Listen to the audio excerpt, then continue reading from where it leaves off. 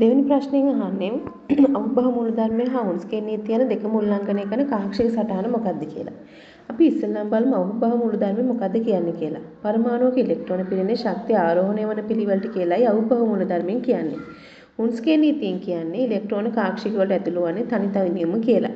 ඒකෙන් අදහස වෙන්නේ සියලුම තනි ඉලෙක්ට්‍රෝන වලට බමන ක්වොන්ටම් අංකයක් එකම බමන ක්වොන්ටම් අංකයක් තියෙනවා කියලා. ඒ කියන්නේ බැමුණු සමාන්තරයි කියන අදහස තමයි උන්ස්කේ නීතියෙන් කියවෙන්නේ. දැන් බලමු පළමු වගන්තිය. පළමු වගන්තිය හුන්ස්ගේ නීතිය උල්ලංඝනය කරනවා අවබෝධ මූලධර්මයට එකඟයි. දෙවන වගන්තිය බැලුවම හුන්ස්ගේ නීතියත් උල්ලංඝනය කරනවා අවබෝධ මූලධර්මයත් උල්ලංඝනය කරනවා.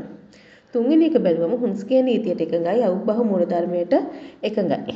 හතර බැලුවට පස්සේ හුන්ස්ගේ නීතියට එකඟයි අවබෝධ මූලධර්මයට එකඟයි. පස්වන වගන්තිය හුන්ස්ගේ නීතියට එකඟයි අවබෝධ මූලධර්මය උල්ලංඝනය කරනවා. ඒ අනුව මේකේ පිළිතුර වන්නේ 2.